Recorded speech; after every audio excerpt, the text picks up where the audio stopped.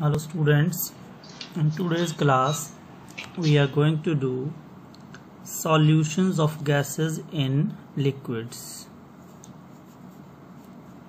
Very important term because इसमें बहुत सारे conceptual questions बनते हैं और साथ में यहाँ पर आपके पास हेनरी लॉ और रॉल्ट्स लॉ को भी यूज़ करना होता है। तो आपके पास यहाँ से बहुत सारे इम्पोर्टेंट क्वेश्चंस बनकर आते हैं, including numerical problems also are there. Solution of gases in liquid mean जब हम किसी गैस को लिक्विड में डिसॉल्व करते हैं तो हमारे पास एक सॉल्यूशन बनता है। Now first of all, how we will define the solubility of gas in liquid. So जैसे हमारे पास solids के लिए solubility होती है वैसे ही gases के लिए भी होती है solubility of a gas in liquid। तो हम इसको ऐसे डिफाइन करते हैं कि फर्स्ट हम एक फिक्स्ड वॉल्यूम ऑफ लिक्विड ले लेंगे, एक पर्टिकुलर टेम्परेचर और एक पर्टिकुलर प्रेशर। सपोज हमने इसमें 1 ml लिक्विड लिया, दैट इज 1 क्यूबिक सेंटीमीटर। उसमें जितना वॉल्यूम मिलीलीटर्स में किसी गैस का डिसॉल्व होता है सॉल्यूशन की फॉर्म में, वो उसकी सॉल्युबिलिटी बन जाती है।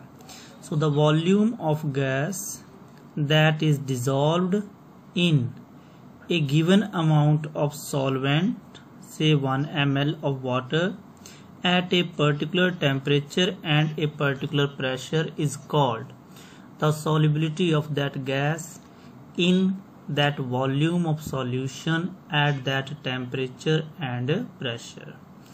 तो कहने का मतलब है वॉल्यूम ऑफ सॉल्वेंट फिक्स्ड है, टेम्परेचर फिक्स है और प्रेशर फिक्स है। इन कंडीशन में जितना वॉल्यूम गैस का डिसॉल्व होता है कंप्लीटली, मैक्सिमम अमाउंट जो हम कह सकते हैं मैक्सिमम अमाउंट ऑफ गैस जो डिसॉल्व करेगा, that is called its solubility in liquid। Now, so different gases have different solubility। You know, aquatic animals होते हैं, वो वाटर में जब ब्रीद इन करते हैं तो वाटर की ऑक्सीजन नहीं यूज करते हैं H2O वाली, वो उसमें डिसॉल्व्ड ऑक्सीजन यूज करते हैं। सिमिलरली जो हम कोल्ड ड्रिंक यूज करते हैं उसमें कार्बन डाइऑक्साइड गैस डिसॉल्व्ड होती है। बट डिफरेंट जो आपके पास गैसेस हैं उनकी सॉल्युबिलिटी डिफरेंट होती है। Means there are certain factors that effect the solubility of gas in a liquid. What are those factors? So we have main factors. First is the nature of gas and nature of solvent used. Now nature of gas हम दो तरह से लिख सकते हैं इसको। एक वो जो आपके पास पोलर हों, नॉन पोलर गैसेस हों, या हम कह सकते हैं ऐसी गैसेस जो रिएक्ट करती हैं विद सॉल्वेंट मॉलिक्यूल, और दूसरी which don't react with solute. Similarly nature of solvent में हमारे पास दो तरह के सॉल्वेंट होंगे, polar solvent and non polar solvent. So non polar जो हमारे पास रिएक्ट करते हैं, actually they are also example of polar, और जो रिएक्ट नहीं करते हैं वो है non polar. So let's see example of this. जो हमारे पास पोलर मॉलिक्यूल हैं, NH3 है अमोनिया गैस, HCl है, HI है, HBr है, या फिर आपके पास H2S है। ये सारे पोलर गैसेस मॉलिक्यूल हैं। और जो आपके पास नॉन पोलर की बात करें तो hydrogen gas, nitrogen gas, chlorine gas, oxygen gas, helium gas, ये हमारे पास नॉन पोलर के एग्जाम्पल आ जाएंगे।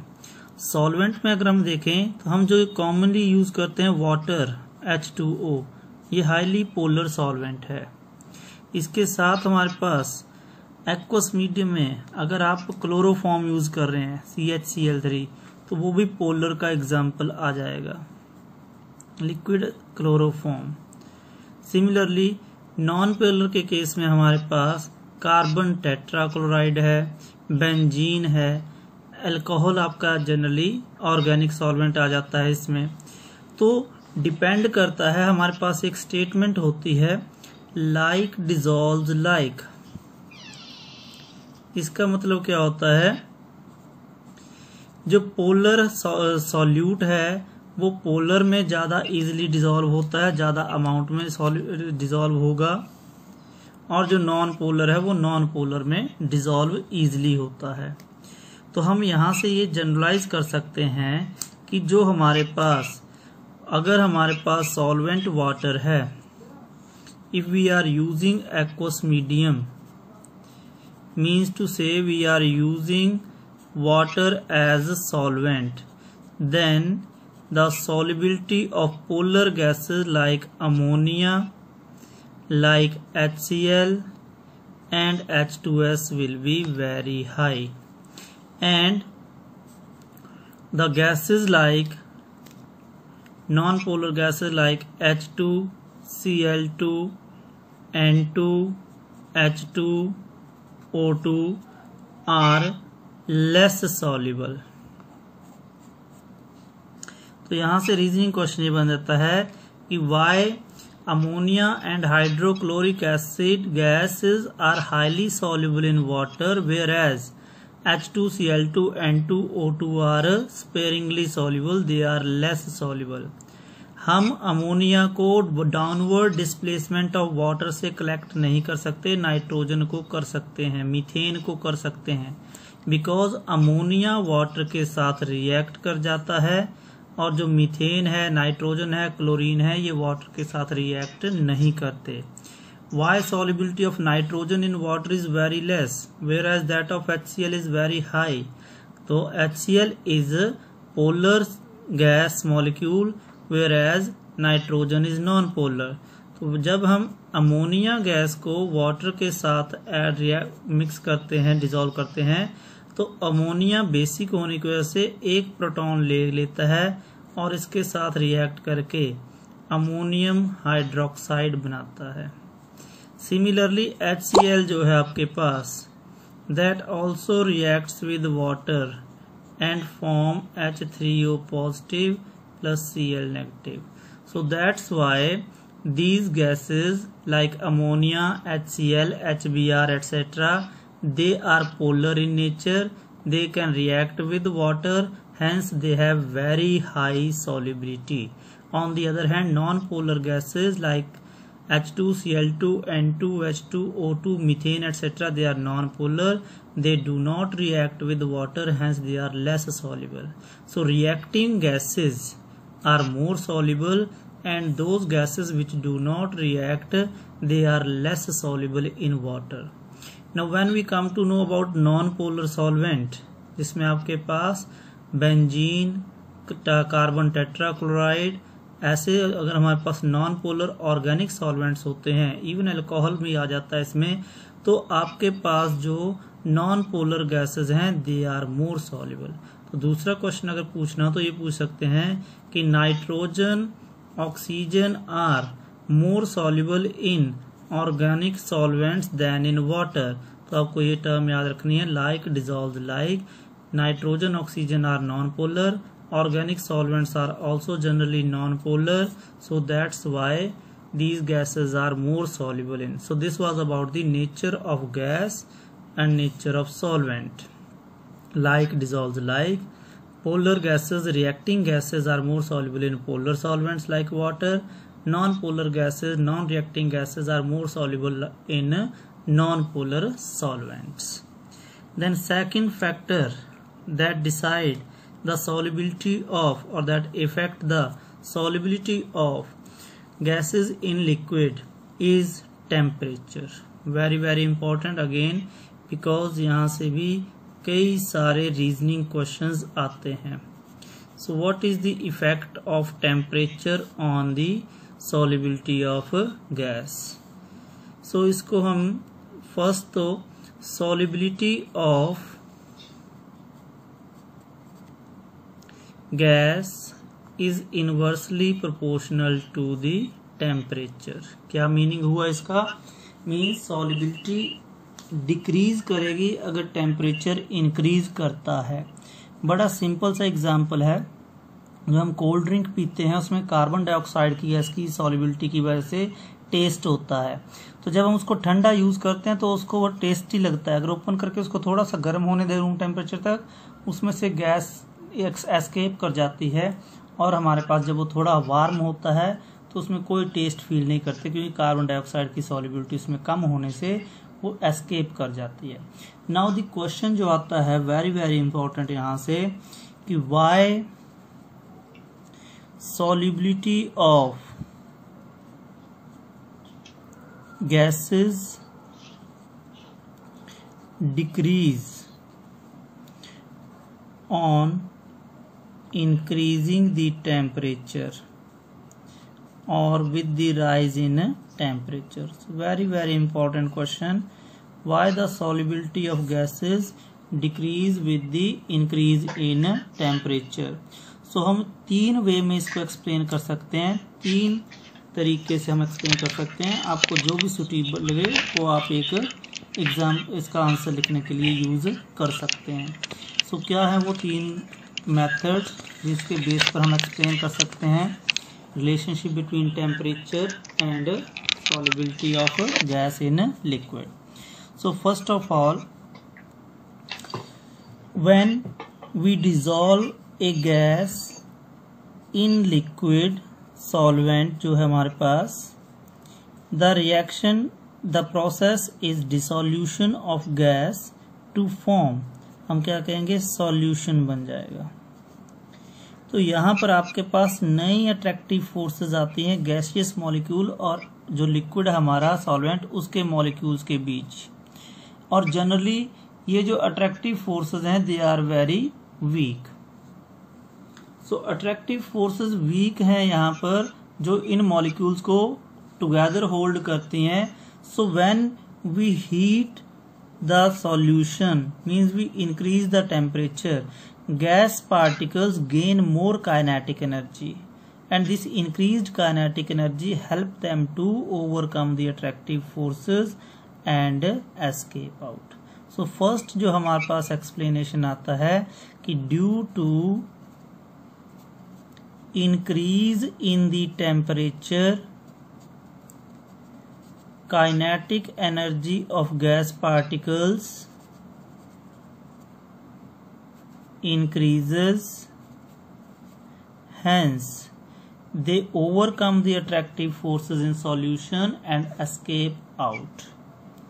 Second जो important है, that we can explain it on the basis of Le Chatelier's principle. Now Le Chatelier principle क्या कहता है, उसको समझने से पहले आपको पता होना चाहिए जो ऊपर लिखा है हमने इक्वेशन को, जो डिसोल्यूशन ऑफ गैस है, इनिशियली गैस की अमाउंट ज्यादा डिसॉल्व होती जाती है, बट कुछ टाइम के बाद इसमें एक इक्विलिब्रियम अटेन हो जाता है। जितनी गैस इसमें डिसॉल्व होती है उतनी एस्केप होती है। उस कंडीशन में हम बोलते हैं इक्विलिब्रियम हैज बीन अटेन्ड।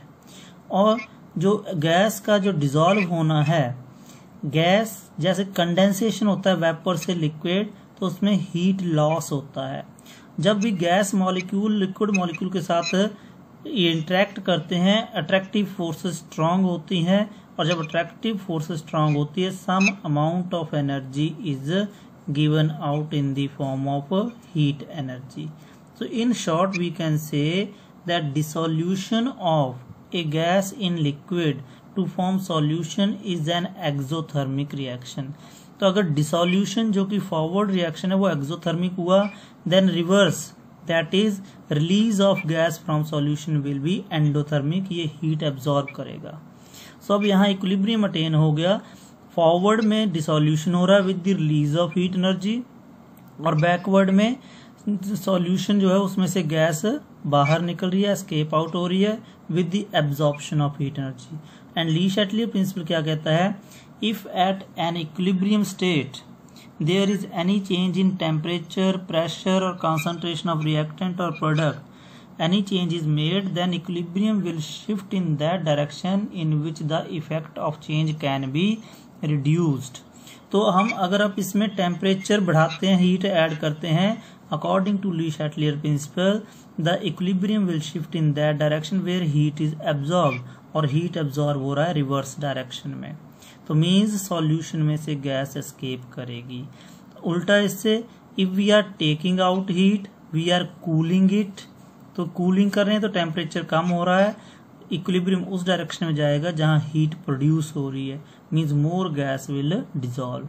तो जितना टेम्परेचर कम होता है उतना गैस की सॉल्युबिलिटी ज्यादा होती है, जितना टेम्परेचर हाई होगा उतने गैस की सॉल्युबिलिटी कम होगी. On the basis of Le Chatelier principle आपने इसको एक्सप्लेन करना है. So this is second method by which we can explain it. Now third, before third यहाँ से एक दो क्वेश्चन बता देता हूं मैं. जैसे आपके पास मैंने कहा गैस, एक तो कोल्ड ड्रिंक का हम यूज कर लेते हैं कि why soft drink lose their taste when kept at higher temperature.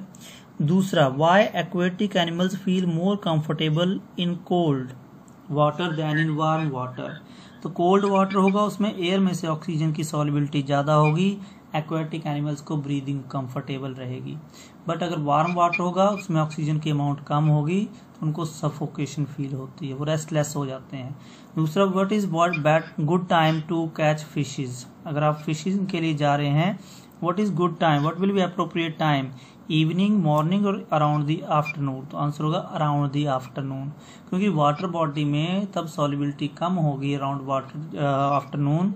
Fishes generally surface के ज्यादा क्लोज रहती हैं, it is easier to catch them. तो इस तरह के रीजनिंग क्वेश्चन आते हैं, तो तब जब आप कॉन्सेप्ट को अच्छे से अंडरस्टैंड कर सकते हैं, then only you will be related the reason to the question. Now third is on the basis of thermodynamic concept. On the basis of thermodynamic concept, पहला मैंने आपको बताया था काइनेटिक एनर्जी का, कि टेम्परेचर जो है काइनेटिक एनर्जी बढ़ाता है पार्टिकल्स की, वो इससे सॉल्यूशन से एस्केप करते हैं. दूसरा, ली Chatelier principal. Now thermodynamic concept में क्या है कि डेल्टा जी, किसी भी प्रोसेस अगर होता है, डेल्टा जी जो कि हम देते हैं delta H minus T delta S से, it should be negative for a process to occur or for a process to be spontaneous, it should be negative. जितना ज्यादा नेगेटिव उतना फिजिबिलिटी ज्यादा होगी. सो जो डिसोल्यूशन ऑफ गैस है, gas के particle जो हैं वो लिक्विड में आप डिसॉल्व कर रहे हैं and we are getting the solution. Now साथ में क्या कहा कि forward reaction is exothermic in nature. Exothermic in nature है ये कंडेंसेशन की तरह, तो इसमें हीट रिलीज हो रही है, तो कहने का मतलब है जो डेल्टा एच हो गया आपका, that is for the forward reaction negative. क्यों है negative? Because heat is given out. तो जब हीट रिलीज होती है तो सिस्टम में से, तो उसका डेल्टा एच एंथैल्पी चेंज जो है वो नेगेटिव होता है. नाउ डेल्टा एस होता है एंट्रोपी चेंज, एंट्रोपी होता है डिसऑर्डरनेस. तो गैस की फॉर्म में पार्टिकल ज्यादा दूर दूर होते हैं, स्कैटर्ड हैं, सॉल्यूशन में पार्टिकल ऑर्डर्ड अरेंज में आते हैं, मींस यहाँ डिसऑर्डरनेस ज्यादा है, यहाँ डिसऑर्डरनेस कम है. तो disorderness is decreasing, orderness is increasing. तो delta S change in entropy क्या है, ये भी नेगेटिव है. So delta H negative because heat is released, delta S negative because gas particle are condensing in the form of solution. तो उनमें disorderness जो है वो डिक्रीज हो रहा है. सो माइनस इंटू माइनस, ये जो आपके पास टर्म है delta minus T delta S, that will change to positive. तो अब ये जो सेकंड टर्म थी ये पॉजिटिव हो गई, क्योंकि यहाँ माइनस है और डेल्टा एस का साइन भी माइनस है, माइनस इंटू माइनस पॉजिटिव हो गया, और डेल्टा एच नेगेटिव है. तो जितना टी डेल्टा एस का मैग्नीट्यूड कम होगा उतना ये नेगेटिव ज्यादा होगा डेल्टा जी. तो अगर टेम्परेचर लो है तो पॉजिटिव वैल्यू कम, negative value higher, delta G negative, process will occur, gas will dissolve easily. But जैसे जैसे टेम्परेचर बढ़ाएंगे पॉजिटिव फैक्टर बढ़ता जाएगा, डेल्टा जी लेस नेगेटिव होता जाएगा, that will make the reaction less feasible. So on the basis of thermodynamic concept we can say if the temperature is higher, delta G gives free energy change is less negative or towards positive, hence the reaction is less feasible, process is less feasible, so solubility decreases. But at lower temperature when T is less, positive value is less and negative is more, so delta G more negative means the process is more feasible. So these are three your reasons we can use to explain the relationship between temperature and the solubility of gases. साथ में reasoning question मैंने कहा बहुत important है इस fact के ऊपर. उसके बाद हमारे पास आता है, फर्स्ट हमने किया nature of solvent and nature of gas, second हमने किया टेम्परेचर का रोल. नाउ थर्ड फैक्टर हमारे पास है वेरी इंपॉर्टेंट जो आपका, that is pressure, effect of pressure on the solubility of a gas in liquid. So first thing is that solubility is, इसमें opposite to the temperature है, वहां inverse relationship था, यहाँ पर डायरेक्ट रिलेशनशिप है. Means solubility increases with the increase in pressure, solubility decreases with the decrease in pressure. Now the question arises why solubility of gases is directly proportional to the pressure. So pressure कहाँ पे increase कर रहे हैं? Above the surface of your solution जो हमारे पास बन रहा है. तो इसके रीजन को हम एक्सप्लेन करने के लिए दो वे में कर सकते हैं. ली शैटलियर प्रिंसिपल अप्लाई करना है. आपके पास कोई सॉल्यूशन बनाना है आपने, यहाँ पर आपके पास फर्स्ट केस है, यहाँ गैस के पार्टिकल हैं और ये आपका लिक्विड है. गैस इसमें डिसॉल्व भी हो रही है और इसमें से एस्केप भी हो रही है. यहाँ पर आपके पास एक इक्विलिब्रियम अटेन हो गया. तो इस प्रेशर के ऊपर डिपेंड कर रहा है, इक्विलिब्रियम अटेन हो गया. हम इसको ऐसे रिप्रेजेंट कर सकते हैं, when gas is dissolved in liquid it forms solution plus it gives out heat. now यहाँ पर गैस क्या है? रिएक्टेंट. लिक्विड क्या है? रिएक्टेंट. और सॉल्यूशन क्या है? प्रोडक्ट. तो जब आपके पास ली शैटलियर प्रिंसिपल हम दो वे में अप्लाई कर सकते हैं. जब आपके कंसंट्रेशन होती है गैस की, तो पर लीटर या पर यूनिट वॉल्यूम में गैस की कंसंट्रेशन लो प्रेशर पर कम होती है, हाई प्रेशर पर ज्यादा होती है. सो व्हेन नॉर्मल प्रेशर है आपके पास P से, और आपने क्या किया, यहाँ पर कुछ इसमें डिसॉल्व हो गई. अब आपने प्रेशर को इंक्रीज कर दिया P डैश में, P dash is greater than P. जब आप प्रेशर अप्लाई करते हैं तो गैस पार्टिकल्स और क्लोज आ जाएंगे और उनमें बहुत ज़्यादा पार्टिकल कम वॉल्यूम में होंगे, तो पर यूनिट वॉल्यूम कंसंट्रेशन इंक्रीज करेगी. तो जब रिएक्टेंट की कंसंट्रेशन इंक्रीज करती है, equilibrium shifts in forward direction. That is according to Le Chatelier principle. Same way में आपके पास इसमें दूसरे वे में हम कैसे कर सकते हैं, गैस जो है आपके पास फॉरवर्ड में सॉल्यूशन में कन्वर्ट हो रहा है. So in forward direction pressure is reducing, क्योंकि गैसियस पार्टिकल एक्वस मीडियम में जा रहे हैं मान लो. और रिवर्स में क्या हो रहा है, इसका अपोजिट, मींस लिक्विड में से गैस पार्टिकल्स रिलीज हो रहे हैं. तो अगर हम बात करें प्रेशर की यहाँ पर, तो गैस का सॉल्यूशन में जाना मींस प्रेशर इज डिक्रीजिंग, और गैस सॉल्यूशन से गैस का रिलीज होना means pressure is increasing. So Le Chatelier principle फिर से अप्लाई करेंगे. आपने बाहर से प्रेशर को इंक्रीज किया है, the equilibrium will go in that way where the pressure is decreasing. और डिक्रीज कहाँ हो रहा है, जब गैस डिसॉल्व हो रही है, then it is decreasing. So Le Chatelier principle के बेस पर ही हम ये दोनों वे में कि on increasing the pressure per unit volume concentration of gas increases, so that's why it moves in forward where gas is decreasing changing into solution form. Second way में at equilibrium in forward gas is changing to solution, so pressure is decreasing. In reverse, solution is giving out gas, so pressure is increasing. So according to Le Chatelier principle, if we apply pressure from outside, तो जो equilibrium will shift in forward direction, means more gas will dissolve, or we can say solubility will increase with the increase in pressure, it will decrease with the decrease in pressure.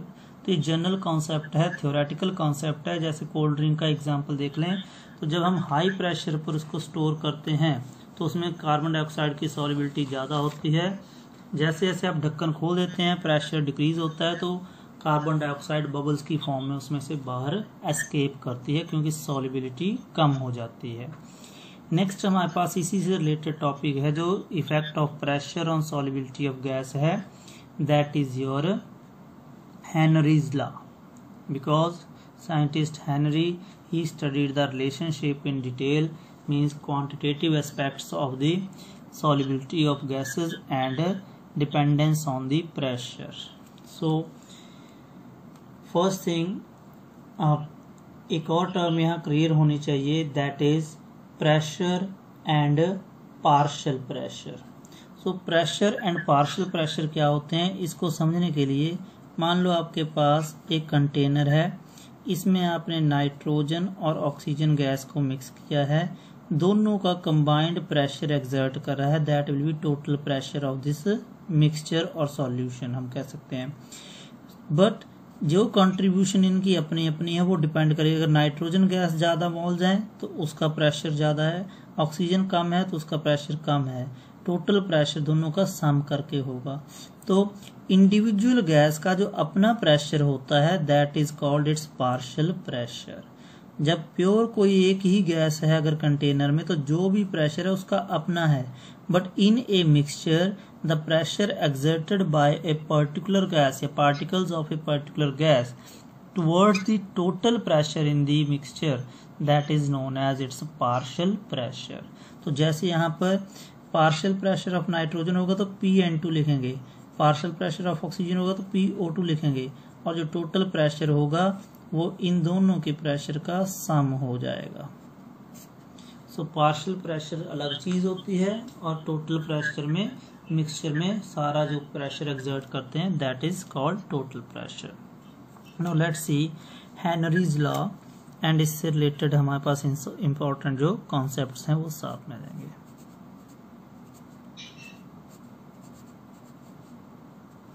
Now Henry law, उसने experimentally ये study किया कि जब हम किसी gas का partial pressure above the surface of solution increase करते हैं तो उसकी सॉल्युबिलिटी भी इंक्रीज करती है, डायरेक्टली प्रोपोर्शनल होती है. इसको हम 3 स्टेटमेंट्स की फॉर्म में लिखेंगे.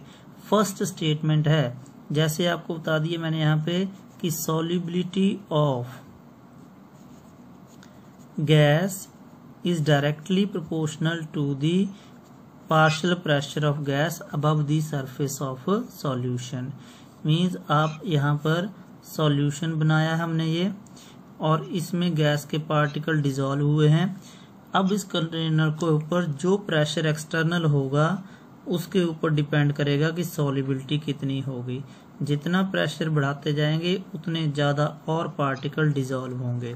सो we can write here in simple term कि जो गैस की अमाउंट इसमें डिसॉल्व हो रही है सॉल्यूशन में that is directly proportional to the pressure exerted by the gases above the surface of solution.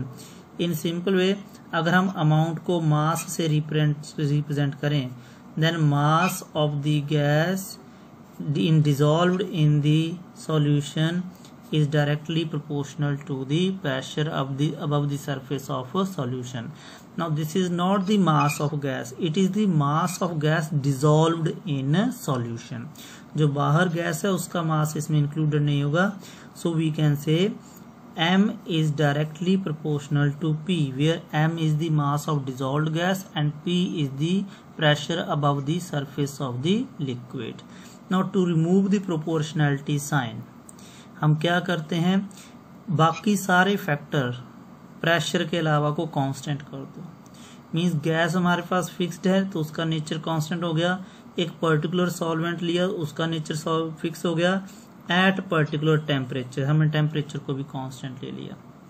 Then we can write this equation कि mass of the gas dissolved in solution is equal to K into P, where K is constant value and the value of this constant depends on nature of gas, जो कि हमारा solute है, depends on nature of solvent and also it depends on temperature.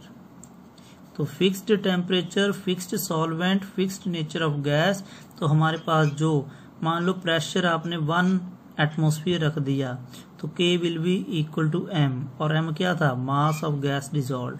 So we can define this constant, it is equal to mass of gas dissolved in solution when we have a fixed amount of solvent dissolved at a particular temperature when the pressure is also 1 atmosphere only.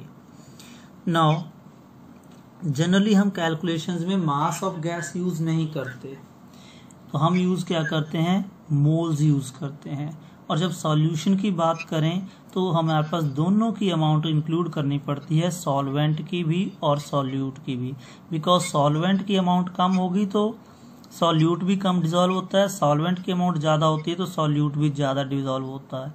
Hence क्या कहेंगे हम, mole fraction is better term, क्योंकि mole fraction क्या होता है, in a mixture mole fraction of one component is equal to the ratio of number of moles of that component to the total number of moles of mixture या solution.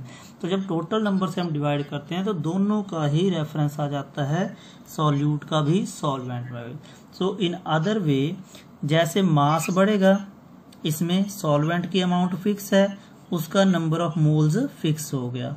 मान लो Na is the number of solvent molecules, Nb is the number of gas जो solute molecule है, total number of moles आ जाएंगे Na plus Nb. Now Na is solvent, ये fix कर दिया. अब आपके पास प्रेशर बढ़ाने से क्या हो रहा है, mass of the gas increase कर रहा है. सो मास इंक्रीज करेगा मीन्स, तो मोल्स क्या होते हैं, given mass divided by molar mass, तो number of moles of solute भी इंक्रीज करेगा, तो मोल फ्रैक्शन भी इंक्रीज करेगा. अगर Nb is the number of moles of gas, then Xb will be the number of moles of gas dissolved in this. We can say relate करना है इसको. तो mass means amount of gas dissolved, Xb भी क्या represent कर रहा है, amount of gas dissolved. So amount of gas dissolved is directly proportional to pressure. So now to remove the proportionality sign, again we can write now Xb, that is mole fraction of the gas in solution, is equal to K dash Pb. Now again यहाँ pressure नहीं है, Pb means pressure of the moles of the gas, solvent का इसमें include नहीं हो रहा है. सो आपके पास सॉल्वेंट यहाँ लिक्विड है तो उसको हम यूज नहीं कर रहे हैं. सो जिसका मोल फ्रैक्शन है उसी का पार्शियल प्रेशर है.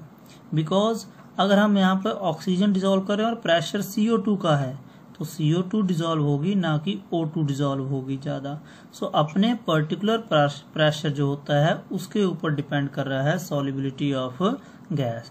सो हमारे पास सेकेंड वे, फर्स्ट वे था mass of gas dissolved is directly proportional to pressure. Second हमने मास को रिप्लेस करके मोल फ्रैक्शन टर्म यूज कर लिया.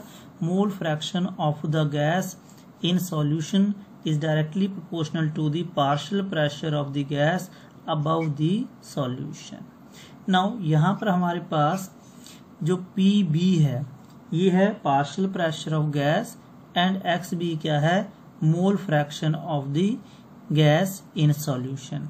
अब हम यहाँ से पार्शियल प्रेशर निकालना हो गैस का, कहाँ पर, above the surface of the solution, तो वो क्या हो जाएगा, Pb will be equal to, ये K डैश उधर जाके क्या हो जाएगा, 1/K dash Xb. This is third form of the Henry's law statement. तो mole fraction directly proportional to constant, तो Pb क्या हो जाएगा, inversely proportional to K constant जो है हमारे पास.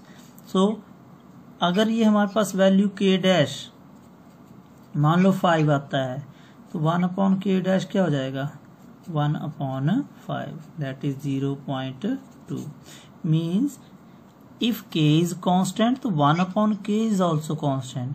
k डैश की वैल्यू किस पे डिपेंड करती है, जैसे यहाँ पे था नेचर ऑफ गैस के ऊपर, नेचर ऑफ सॉल्वेंट के ऊपर और टेम्परेचर ऑफ सॉल्यूशन पर।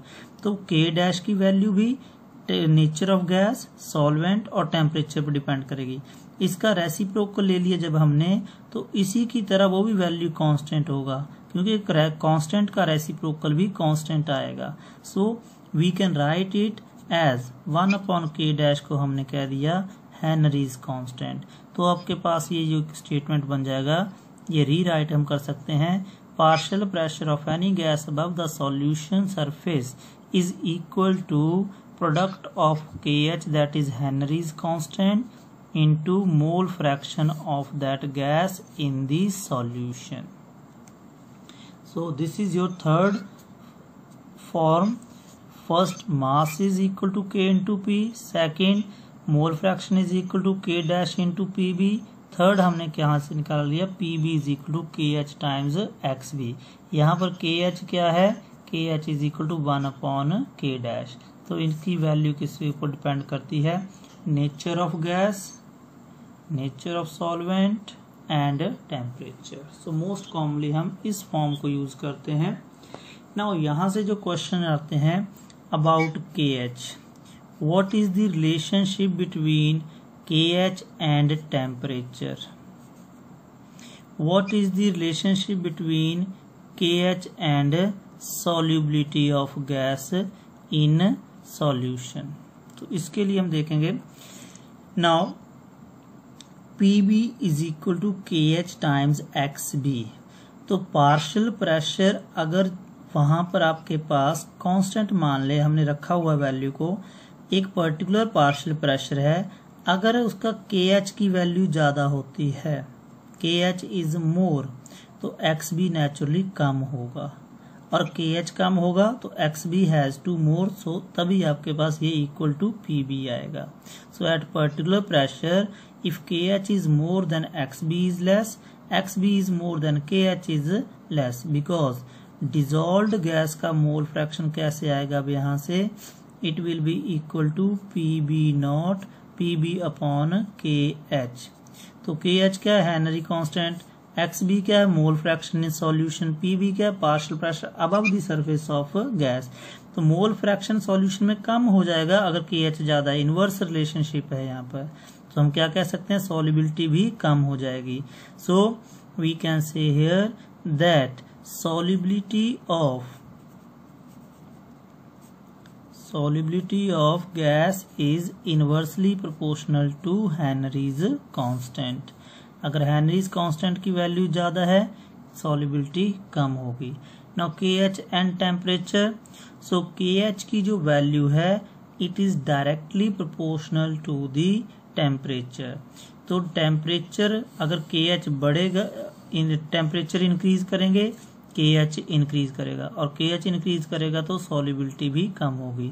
तो यहीं से हमारे पास क्लियर हो जाता है कि why solubility of gases is inversely proportional to the temperature, because temperature बढ़ने से KH की वैल्यू बढ़ती है और KH बढ़ने से सॉल्युबिलिटी कम होती है।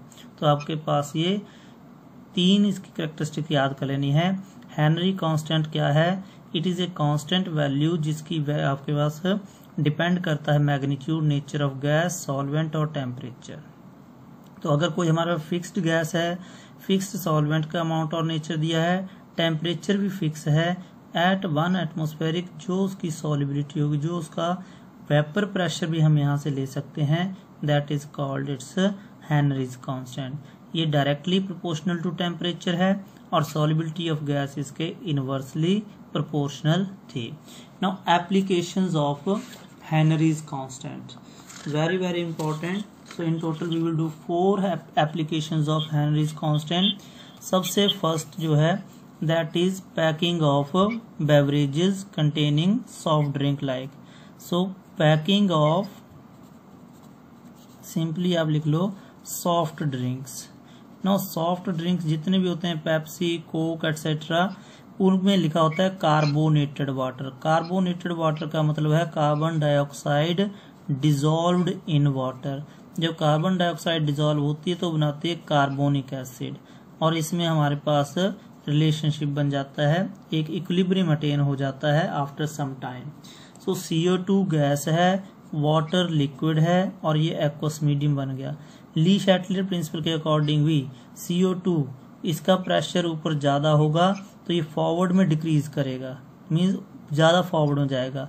सो जब सॉफ्ट ड्रिंक प्लांट में मैन्युफैक्चरिंग की जाती है तो कार्बन डाइऑक्साइड का वाटर के ऊपर प्रेशर ज्यादा रखा जाता है, हाई प्रेशर रखा जाता है, so that more and more CO2 can dissolve in that liquid or water to change it into carbonated water. So packing of cold drinks or storage of cold drinks is done at high pressure of carbon dioxide to maintain high level of CO2 in the soft drink to keep it tasty. Second application that is more important, that is oxygen cylinders. Oxygen cylinders जो होते हैं use करते हैं by deep sea divers. Deep sea divers mean जो गोताखोर होते हैं, इनको साथ में बोलते हैं scuba divers.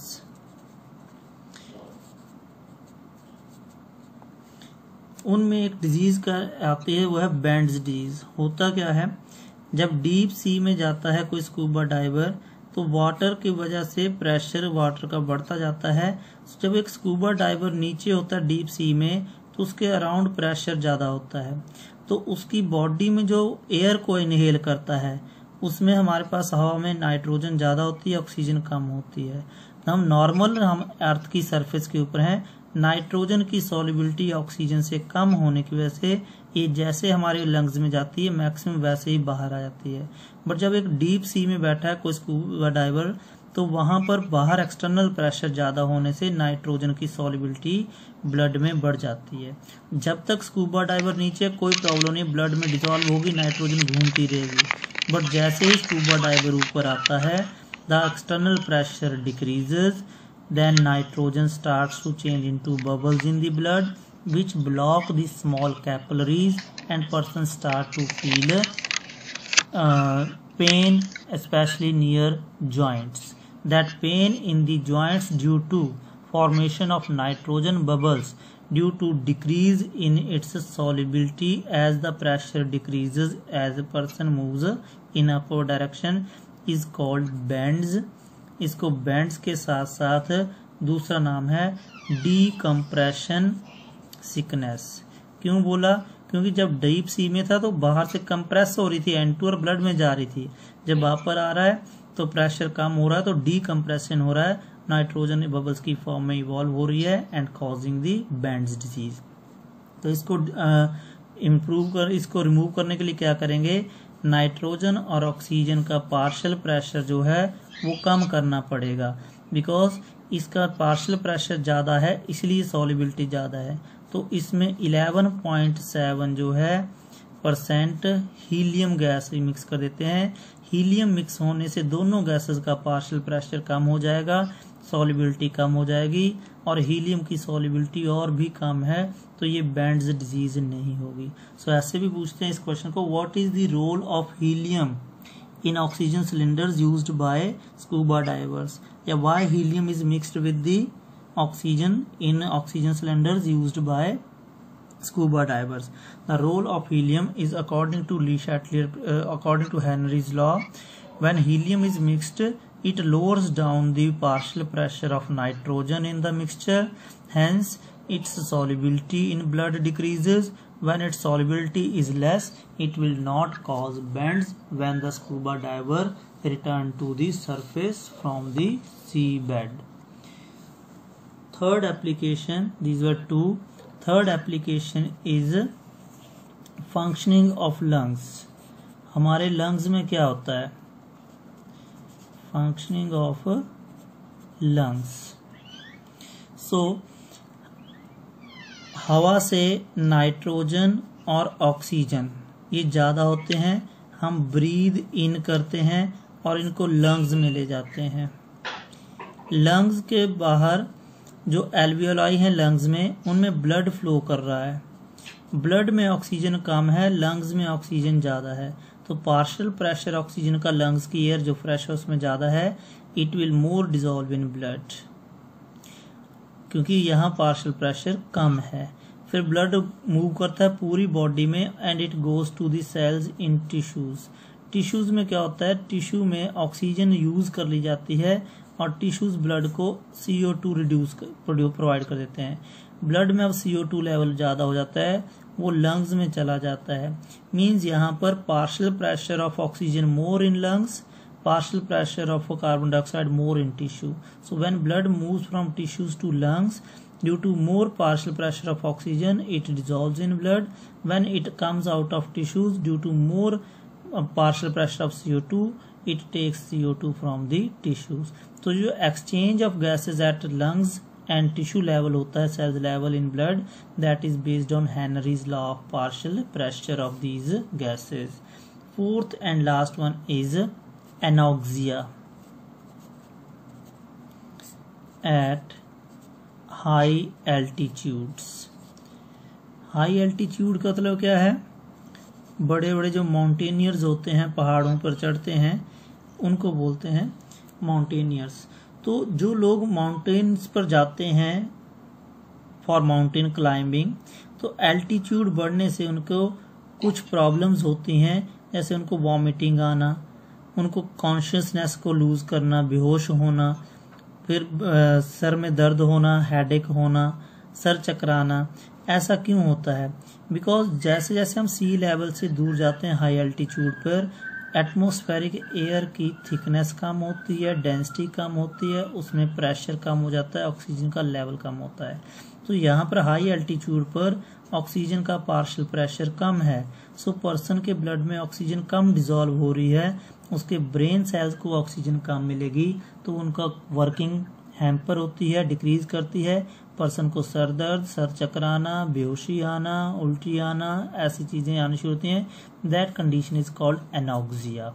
So anoxia is due to less supply of oxygen. कहाँ पे होता है, जब माउंटेन्स के ऊपर हाई एल्टीट्यूड पर जाते हैं। So they also carry their oxygen cylinders with them.